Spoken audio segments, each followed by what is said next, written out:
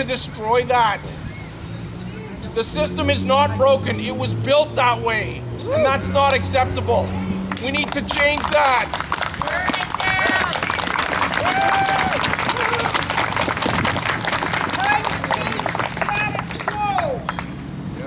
So for everyone here, if you're not educating yourself and you're not calling it out in people around you, what's the point, right? And I feel like it's super weird that we're here in front of this piece of garbage.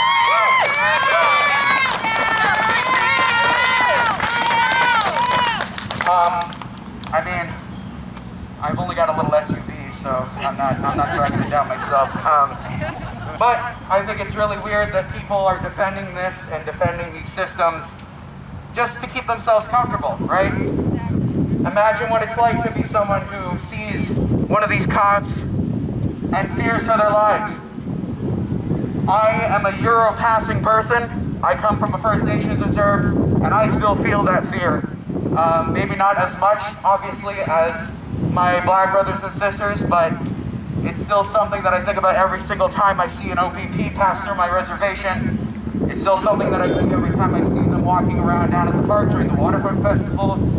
It's super weird, it's super unneeded, and we need to call these things out. So, I'm sort of rambling, but thank you guys for your time.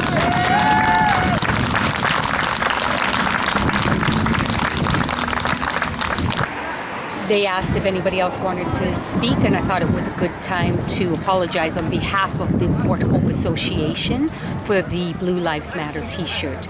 We did not mean to offend anybody. We are here to support the elimination of racism.